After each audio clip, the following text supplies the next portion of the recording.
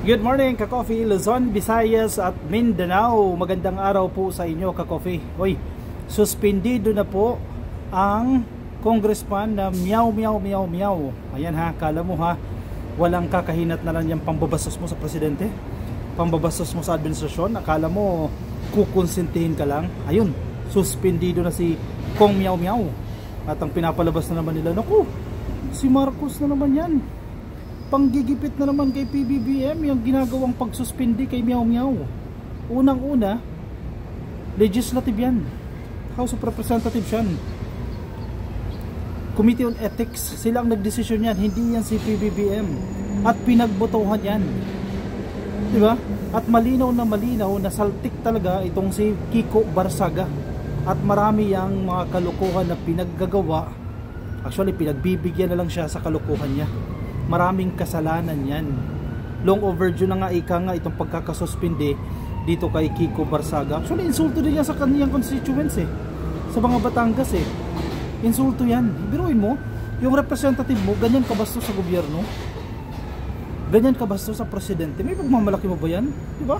May kikwento mo pa ba yan sa ibang mga taga-ibang distrito? Yung congressman ko bastos sa presidente. Sasabihin mo ba yan? Definitely hindi. Oh, sa pool, si Kong Meow. Sige, meow ka pa ng meow.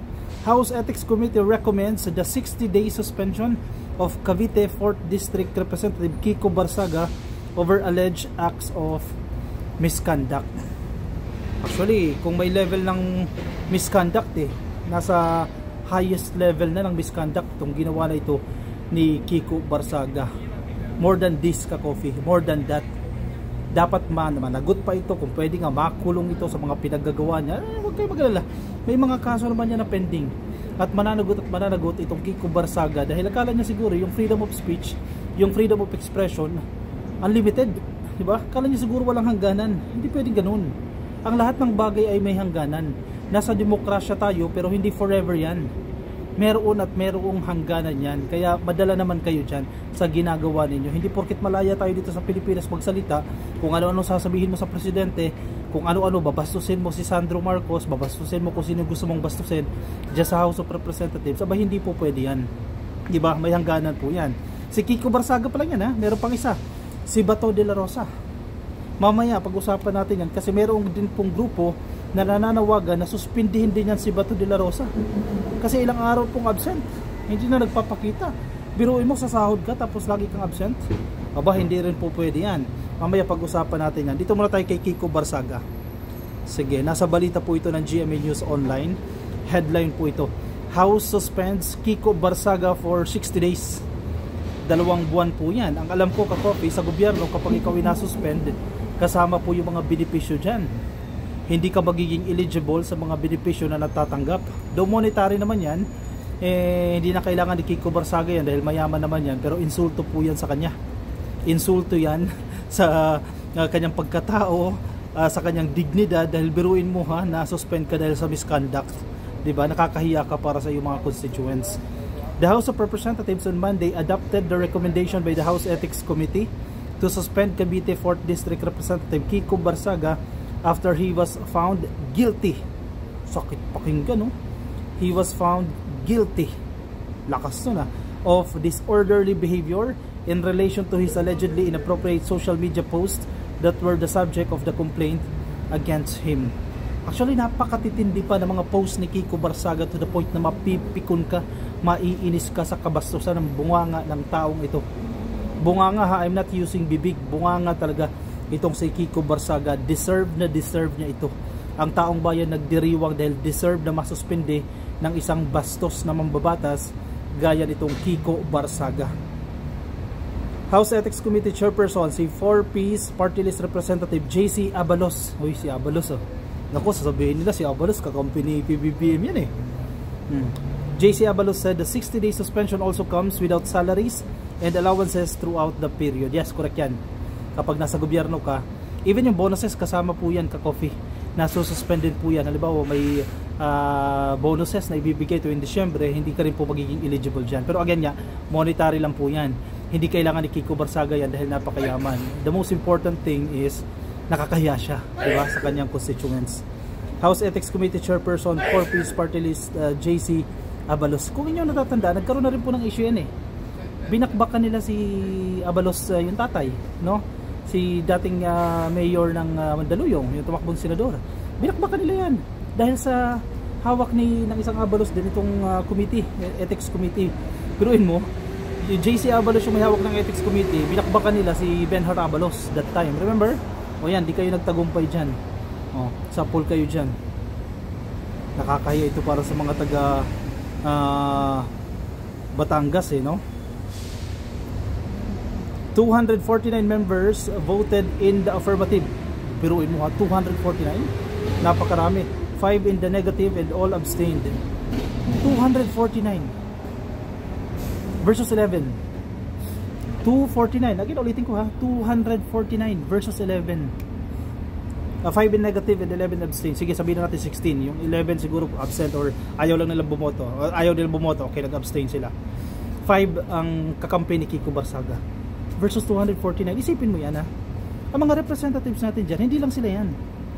Representatives sila, ibig sabihin kinakatawan nila yung napakaraming populasyon sa iba't ibang distrito. Hindi lang 249 yan. Isama mo yung mga kinakatawan nila kasi representative nga sila eh. Ganyan karaming Pilipino yung gustong masuspend, gustong parusahan yung ganitong klaseng bastos, napakabastos na mambabatas. Nagsalita ang taong bayan. 11 lang ang hindi. Actually, insult pa yan doon sa constituents ng 5 at ng 11. His actions, sabi ni Abalos, his actions reflected negatively upon the dignity, integrity, and reputation of the House of Representatives as an institution of the members of the House individually and collectively. Correct. Yung pinapakitang kilos, base doon sa resolusyon, base doon sa desisyon nila, pinapakitang kilos ni Kiko Barsaga sa kanyang social media pages, bagamat personal po yan, in a way, nagre-reflect yan sa mga miyembro ng House. Iisipin ng tao, ganyan ba yung mga miyembro ng House of Representatives?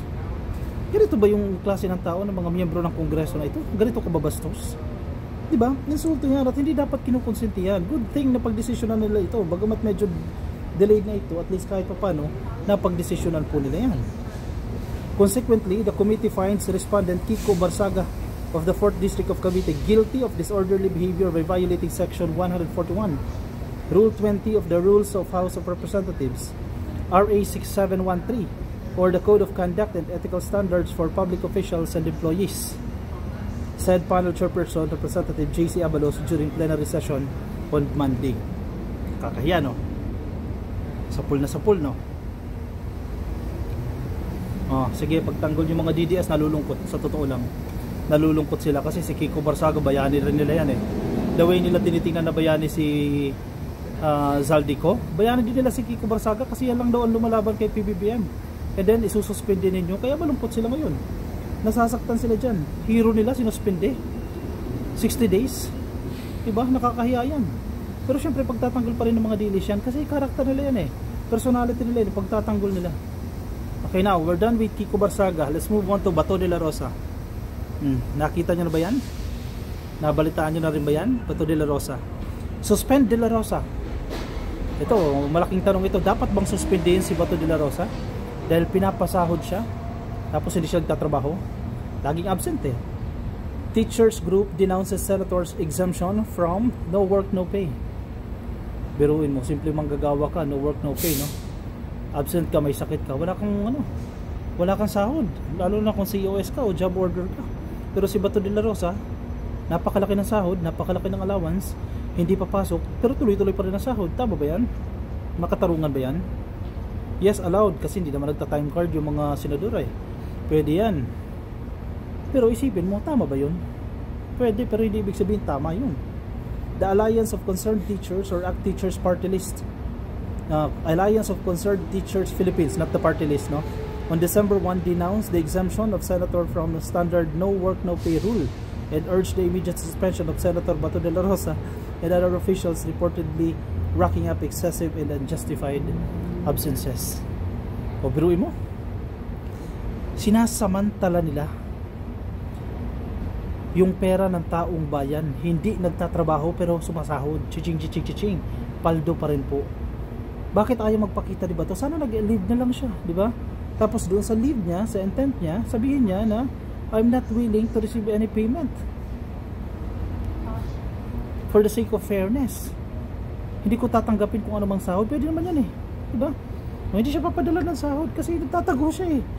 Mismong si Senator Tito Soto, Senate President Tito Soto, nagalit dyan sa ginawa ni Bato. Hindi siya nagpaalam, hindi niya na-defend yung budget ng DND, ng iba pang uniformed personnel offices, uniformed agencies. Hindi niya nagpagtanggol kasi supposedly siya magtatanggol yan eh. Hindi na nagpakita. Ang masaklap, hindi pa nagpaalam. Yun ang masaklap dyan. Sabi nila, tuloy ang sarap ng buhay ni Bato de la Rosa. Hindi sisipot sa trabaho pero sumisweldo mula sa buwis ng taong bayan. Gagawa ng kasalanan sa mamamayang Pilipino at biglang magtatago at tatakbuhan ng pananagutan. Sakit nito ah. Sabi ni ACT Chairperson Ruby Bernardo. Sige, pagtanggol ninyo yan, panindigan ninyo yan. Tama ba yun? Ikaw may kasalanan sa ICC kung totoo man yung warrant of arrest na yan or hindi. Pero panagutan mo yan. Problema mo yan eh.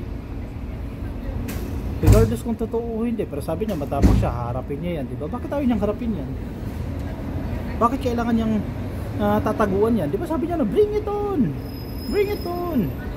Bakit niya yung tataguan niya? To the point na nasasaalang-alang yung kanyang trabaho bilang isang senador. May tungkulin siya, may pananagutan siya na maglingkod sa taong bayan. Bakit hindi siya nagpapakita? Second, sumasahod siya kahit hindi siya nagpapakita. Tama yan? Sobrang unfair niyan at hindi dapat mabayagpag yung ganyang klase ng ugali. Kung nagawang suspindihin si Kiko Barsaga, pwedeng isunod si Bato de la Rosa. Pero walang mangyayari kung walang magrereklamo.